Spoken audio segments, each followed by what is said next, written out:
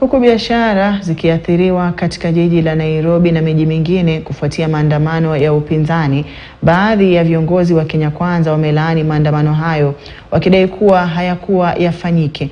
Mwakilishi wa bunge la Nyandarua Faith Gitau amemsuta Raila Odinga na kikosi chake cha Azimio kwa kuandaa maandamano hayo yaliyoathiri shughuli katika jiji kuu. Uongozi wa Azimio umesema kuwa utakuwa ukiandaa maandamano hayo kila siku ya Jumatatu na Alhamisi.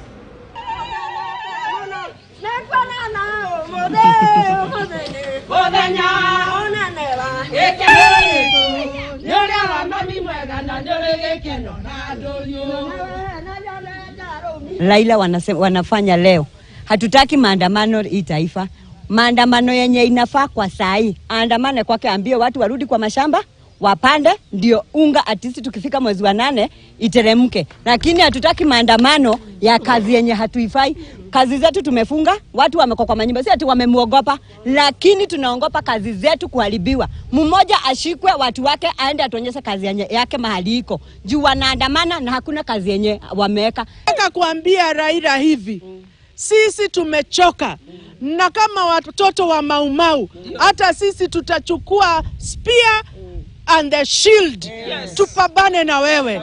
Kwa sababu tunajua vile unataka.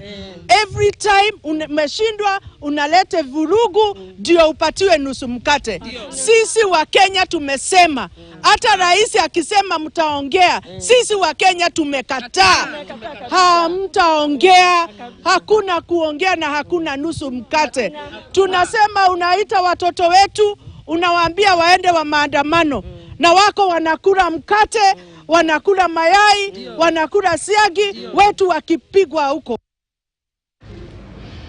Na tukizamia kwenye masuala ya kilimo, Wizara ya Kilimo itaanza kutumia